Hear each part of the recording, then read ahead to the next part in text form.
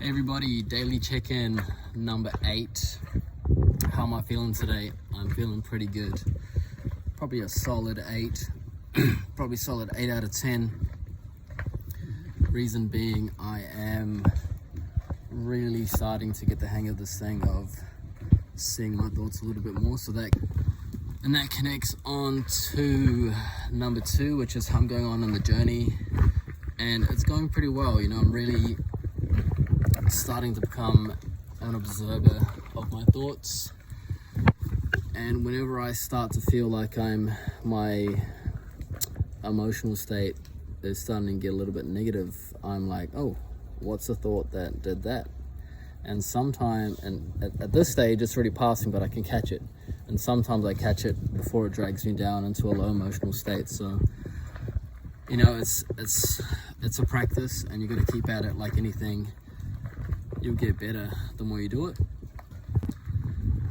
Number 3, how I'm going on in my fitness journey. So before I give you an update about my fitness journey, I got to give a big shout out to my brother Ebbs. I've been training Ebbs for 3 months. He went from looking pregnant, this photo here, to looking like this in 3 months. And it was funny, because today I was training him, and there was a guy next to us, an older guy, and he was looking over, and I was like, hey, no pain, no gain. And he's like, yeah, you're right, but I don't think he needs it. And me and Ebbs just laughed, and we were like, man, if that guy had seen all the work that Ebbs put in, 3 months, I've been training him every day, Monday to Friday. Not only that, he was going through a really hard time of his life. He's already shared this on his own Instagram, but the first day I trained him, he was going through a breakup. And on top of that, he just started rehab. He was partying every weekend for like 3 years straight, going hard, having a good time, and it wrecked his physical health. And after that 3 years, he's in a rehab, going through a breakup, and just decides, fuck it, I'm gonna get in shape. I'm changing my ways, I'm changing my life. I'm gonna be a better person. And actually, I'll tell you the story of this. So the first time I actually seen Ebbs was at Anytime Fitness Onehunga, where I used to train. And I like basketball, and he had a LeBron James singlet on, and he had his headphones on, but I pointed at the singlet. I was like, yo, that's my guy, it's LeBron. And then he walked over to me, and he was like, oh, you talking about my tummy? I was like, no, I'm talking about your singlet, bro. That's one of my favorite players. And he must have been definitely self-conscious about his tummy at the time. And then not long after that, he comes into the office, and he's like, bro, I need a trainer. And I was like, you guys got the trainer? And I was like, I am the trainer. And he's like, look, man, I woke up, I'm like, damn, I got your baby. And I was like, all right, bro, we'll sort it out, man. And yeah, he meant his word. He was determined to get it done. 3 months later, I'm really proud of him.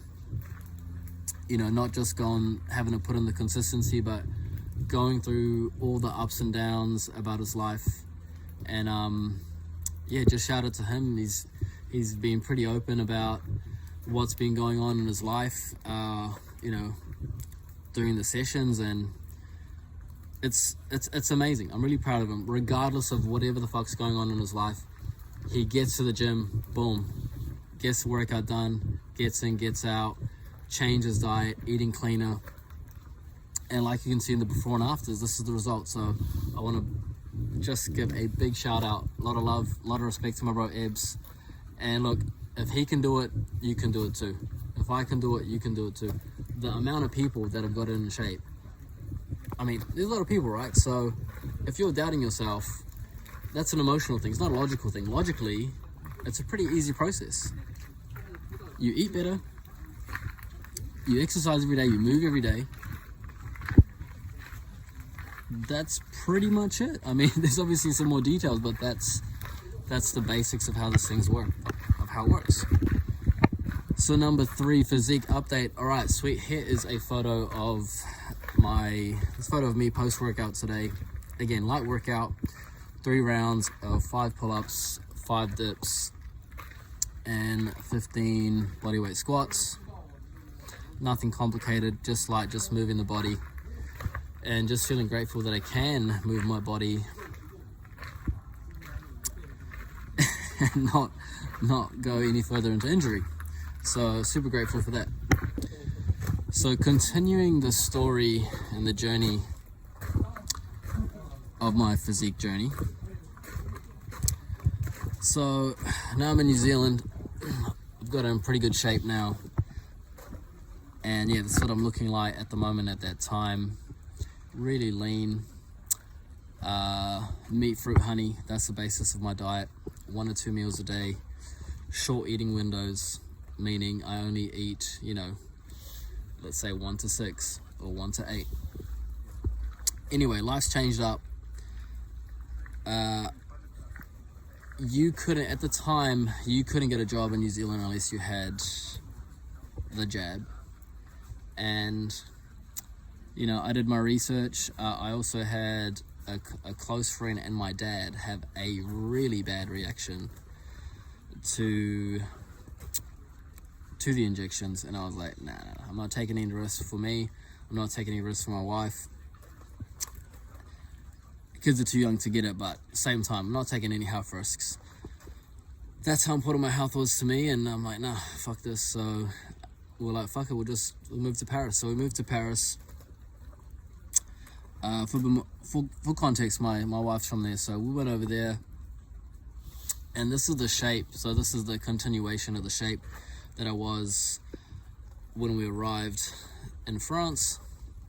Summertime, it's great, invest in some equipment, and I'm working out, just simple stuff, the same thing, a little bit every day.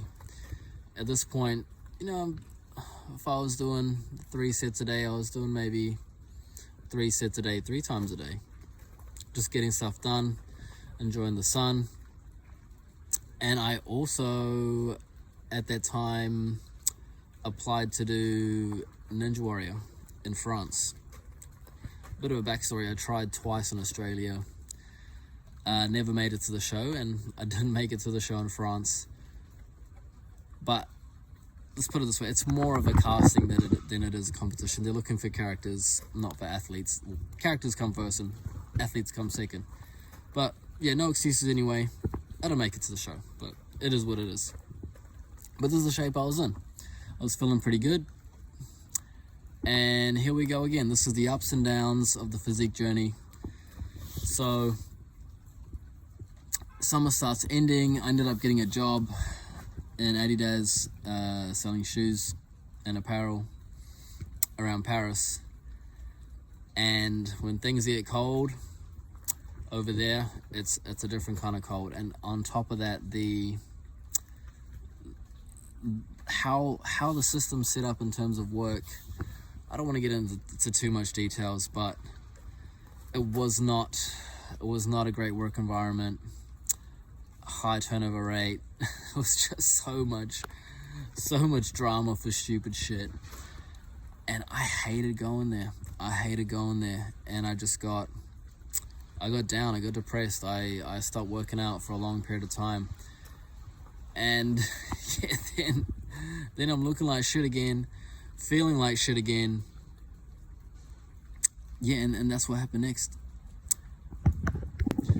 So, looking like shit, feeling like shit for about a month or so. Lost all those gains and the shreds that I built in New Zealand and brought over to France. And at this point, I've already signed up for that,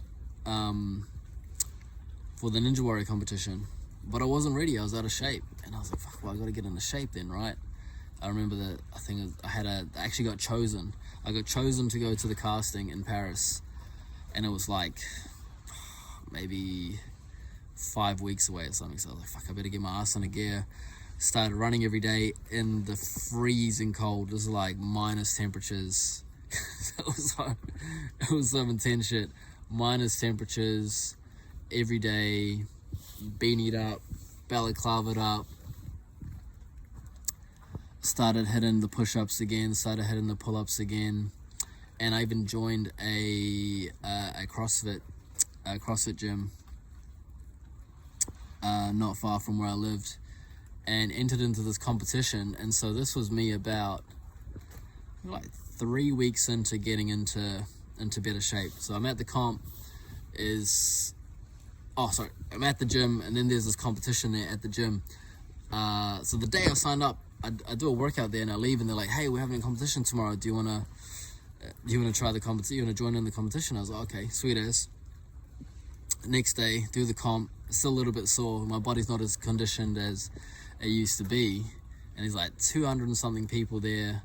First round, make it through, but in the first round, I messed up my shoulder, so I messed it up real bad, but I didn't realize at the time.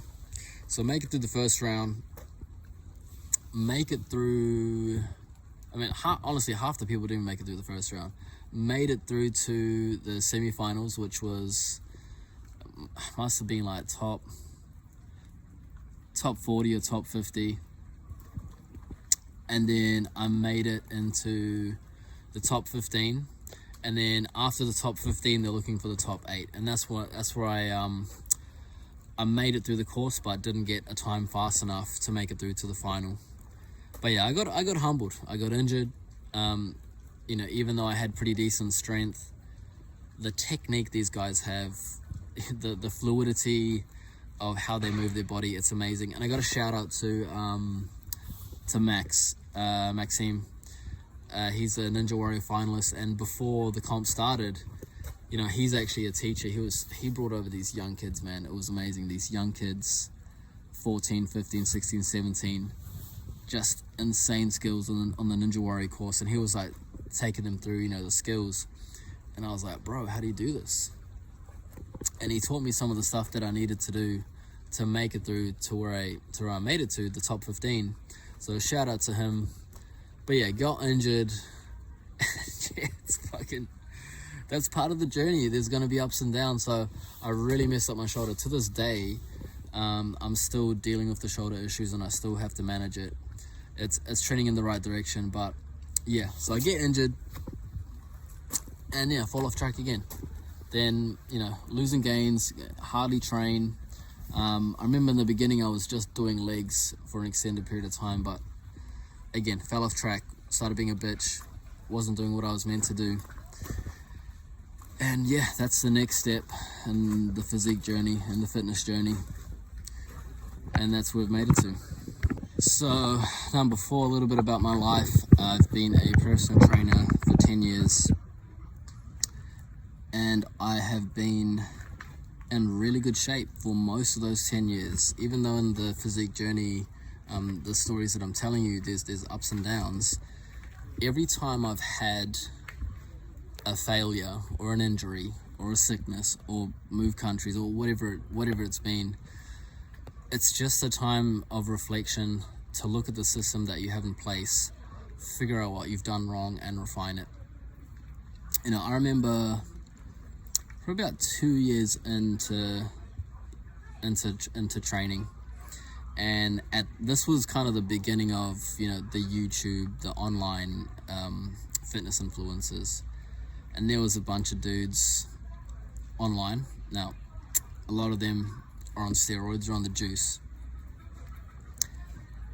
and being young and naive, you don't know that in the beginning, and then you're like, why do I not look like them? I've been training hard for 2 years. My diet's been clean for 2 years. And at that point, I must have been probably around 20 years old. Started around 18, training really hard.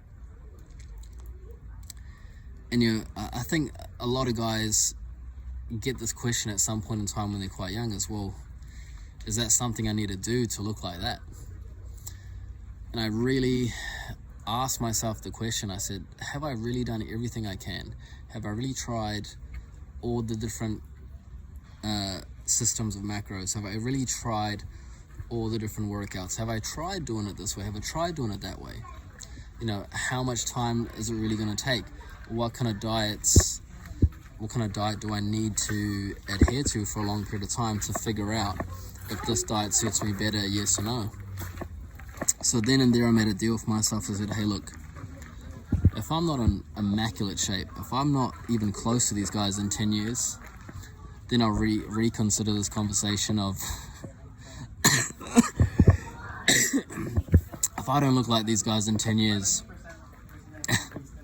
then I'll think about doing the juice. This is how I'm thinking at 19, 20.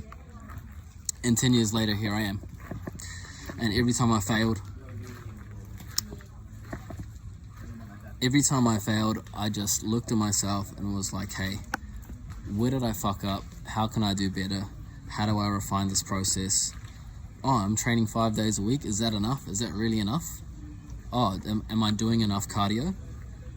Oh, I'm trying to get shredded. Like, are my carbs too high? What kind of carbs am I eating? You know, these were the questions that I'd ask myself when failures happen. And when everything's going sweet and everything's going right, you don't really take these questions seriously. But until you fuck up, until something goes wrong, whether it's your fault or not, you got to take accountability for the next steps. And yeah, that's a bit about my life story there. And that kind of ties into number 5, today's life lesson. So that ties into today's life lesson, which is you fall to the level of your systems. So, you know, you put a nutrition plan in place, a training plan in place, and you're going to fall to how good that plan is and how good the nutrition is. If your macros are off, if you got too much carbs and you're trying to lean out, you're trying to shred, it's not going to happen. You're going to fall to a different position because you don't have the right macros in place. If you're trying to get organized, you're trying to get stuff done, you're trying not to procrastinate. If you haven't, hey there,